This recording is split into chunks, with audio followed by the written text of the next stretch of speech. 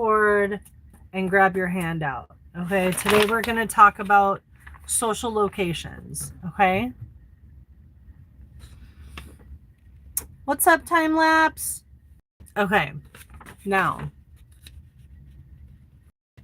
I don't know how to make this so it's not unmirrored on YouTube, but on TikTok I'll show you once, but really you should go to the Discord and just pull it up.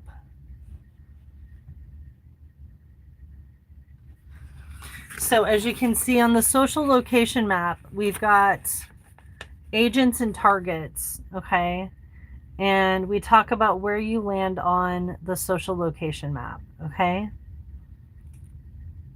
This is basically to help people get an idea of like privilege versus oppression, where you fall, and it can be a way of helping build community of like similarities that you may have with other marginalized groups or agents.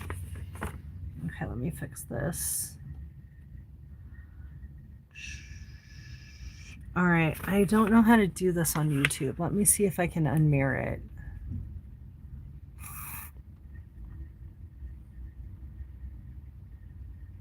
Yeah, I don't know how to do it on there. Anyways, you guys just have to read it backwards. So that's the idea, okay?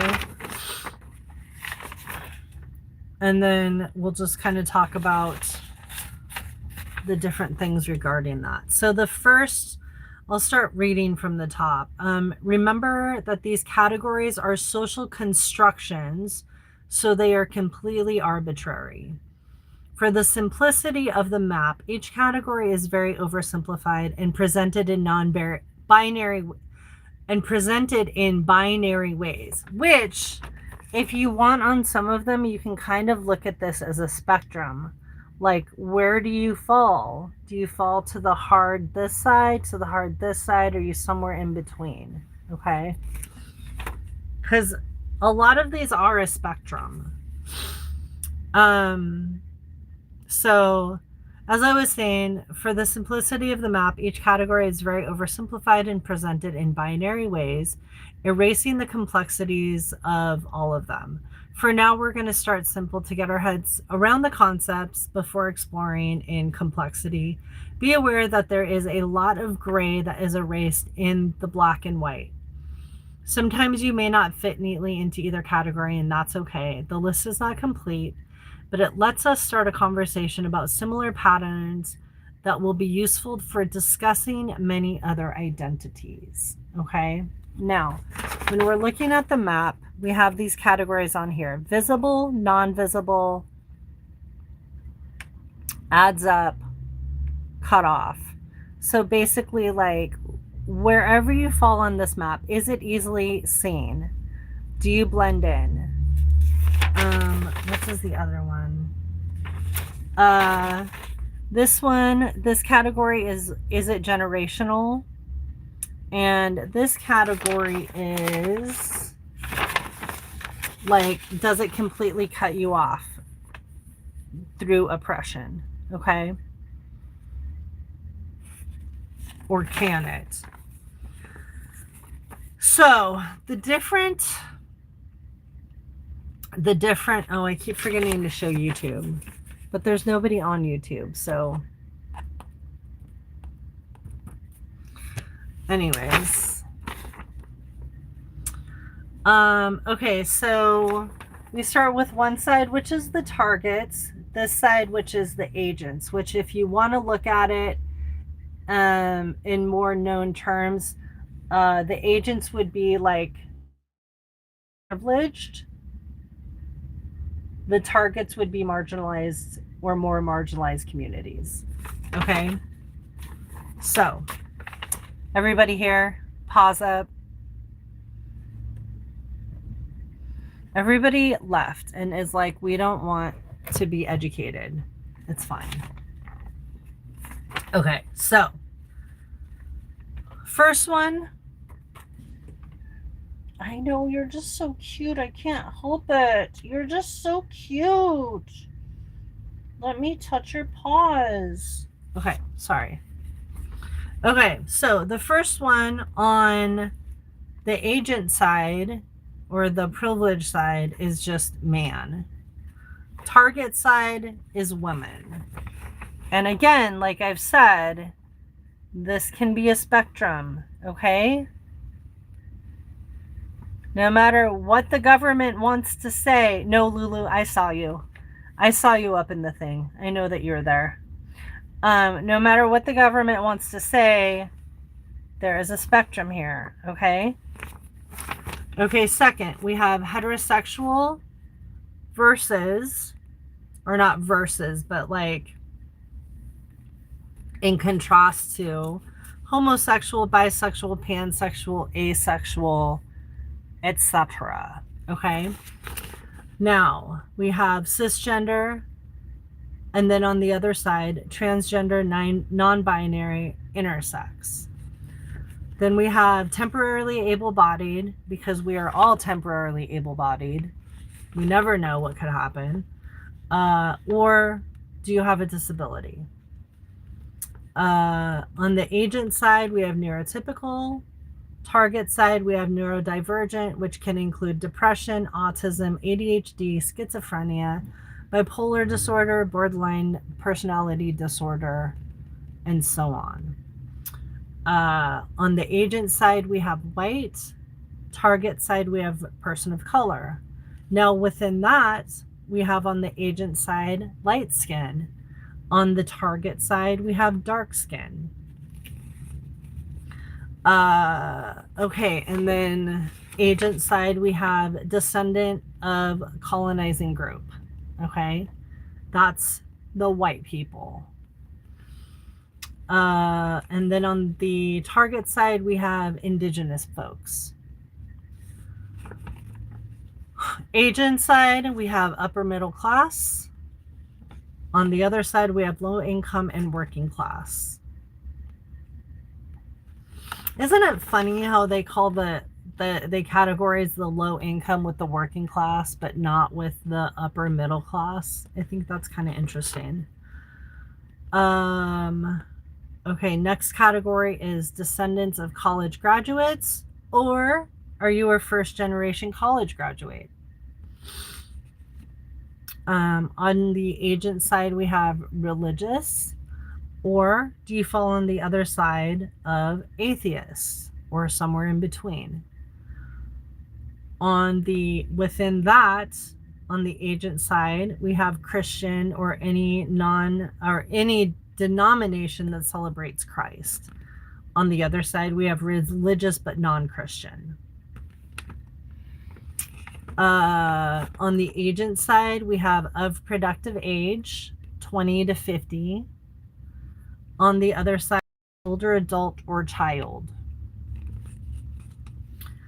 On the agent side, we have thin.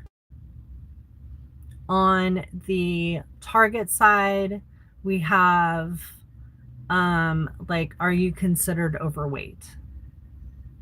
Would you be considered by the unhealthy beauty standards of the world? And then this category is on the agent side, we have US born. On the other side, we have migrant. And then within that, we have a citizen or resident with a visa, or no immigration documents. Obviously, that's a big one right now. Okay. On the agent side, we have originally from a colonizing or rich country, such as USA, Europe, Canada, etc. Or were you originally an exploited colonized country? And then the last category is English your first language, or is English not your first language? Okay. Now, the columns and symbols on the right are referring to patterns that can be similar across different oppressions. Again, they will not be identical or apply to every scenario, but they give us a way to connect and empathize across identities. See the legend on the back of the map. Hello, Katie. All right, so some things to look at. And as you can see, some of the categories only fit some of the in the legend. Some of them match almost all of them. All right. So just kind of like for yourself, think about where you fall in these categories. Okay. Now, again, if you want a closer look at this, it's in the Discord. You can pull it up there. But kind of just like for each of these categories, just kind of take a look at yourself and see where you fall. Okay, in these social locations, if you will.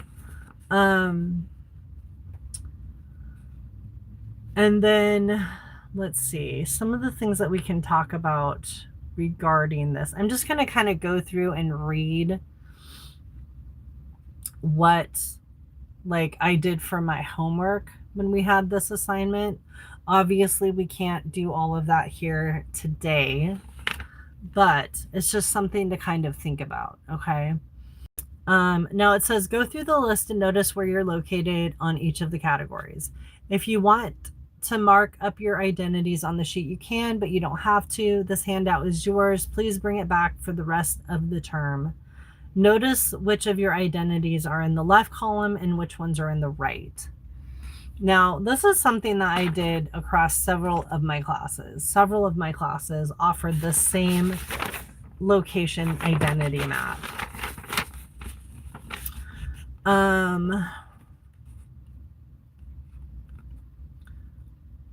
So one of the things that we did was choose one oppression in which you are all targets. If you're all people of color, you may try working with racism. If you don't all share one, choose one in which almost all of you do. If you're the agent, sit back and listen more, which should happen in life in general. Think of 5 super specific privileges that are given to the agents of that oppression. And think specific like band-aids, not broad general stuff like social stigma or discrimination. Then choose one oppression in which you are all agents. Example, if you're all white, you may try working with racism. Think of 5 super specific privileges, benefits over advantages, perks that are given to the agent of that oppression. It's probable that this will be harder for you, the agent. If you're stuck, try thinking of some of the stereotypes about the target group.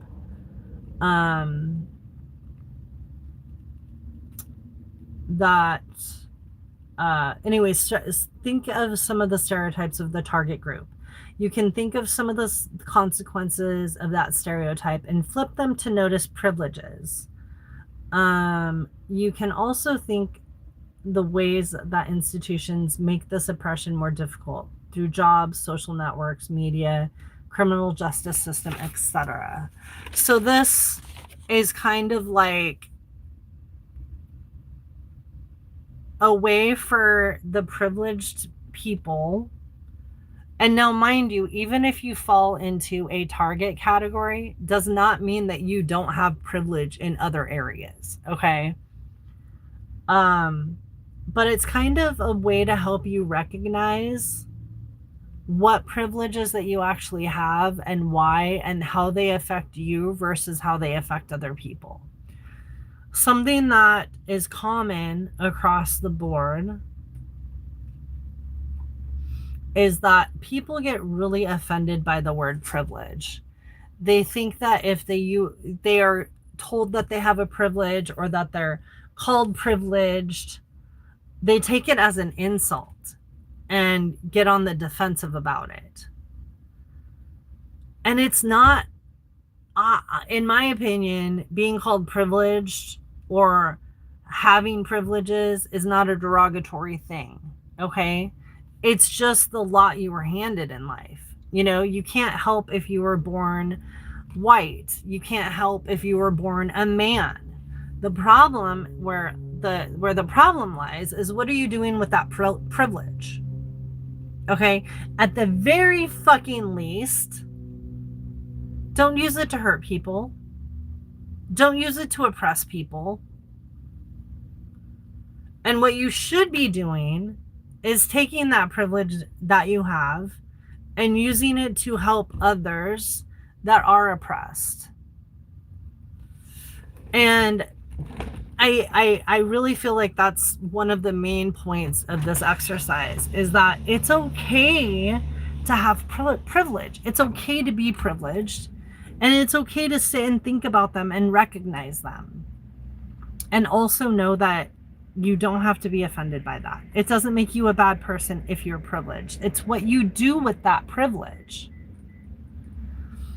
And then as far as like people getting in groups and talking about their different target, how they're a target versus how they're an agent,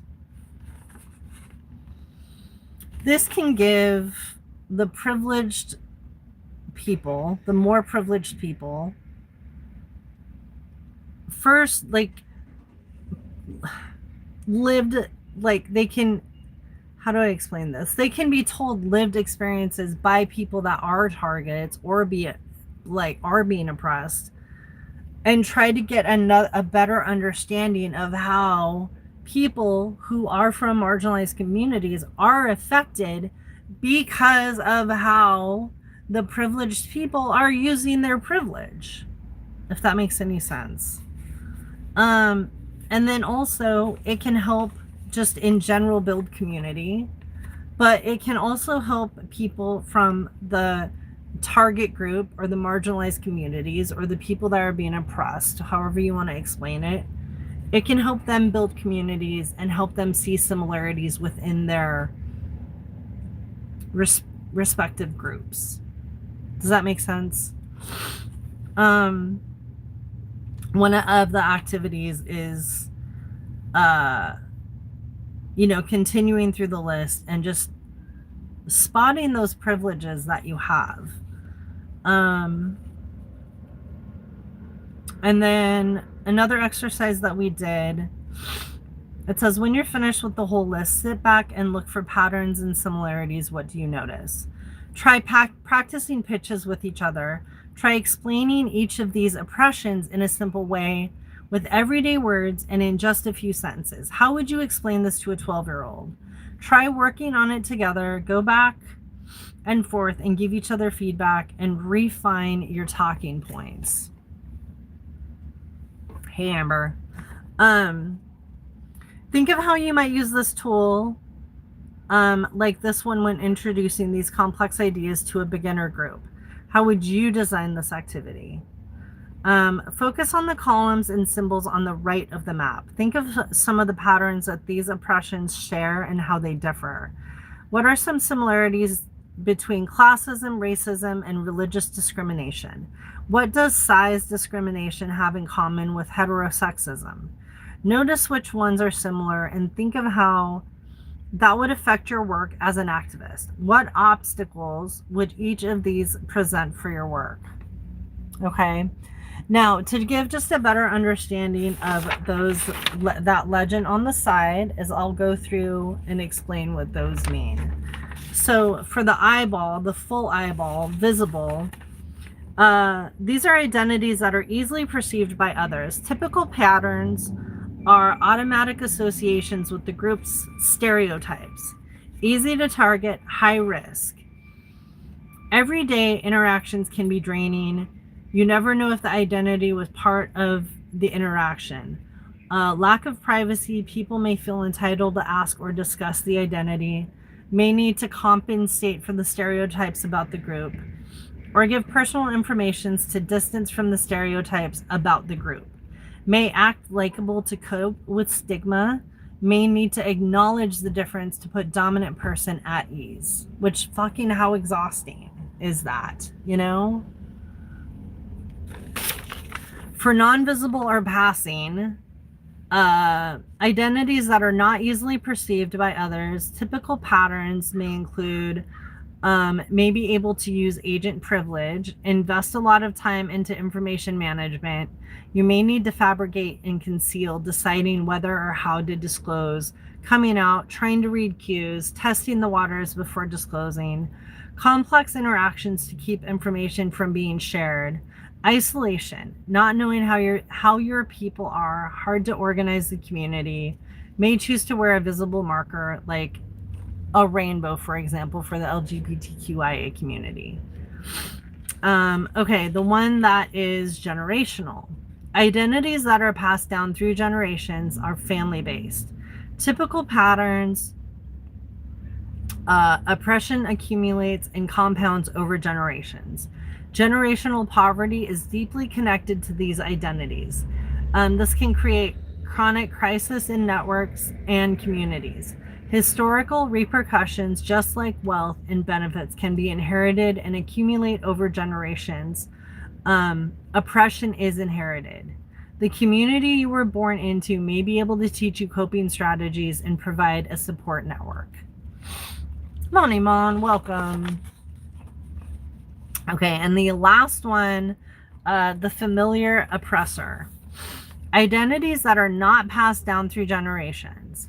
Typical patterns can, there's a hole punch through that word, so I don't know what that is, but it can interrupt life cycles and care patterns as families abandon their own.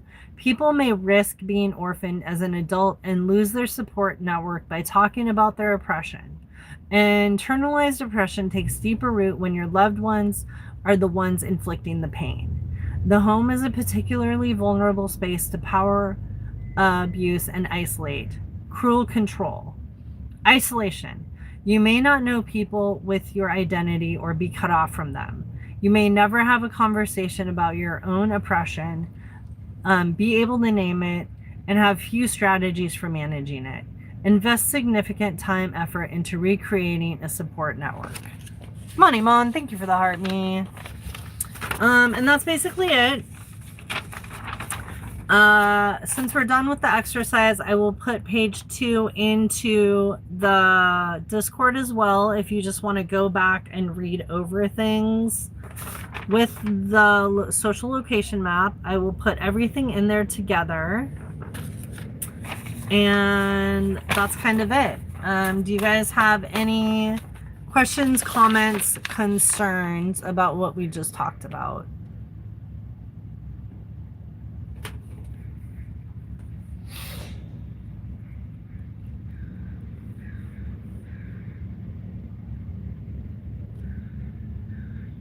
Okay, I'm going to end the YouTube live so I can have that as compressed as possible. And then we can continue talking on TikTok.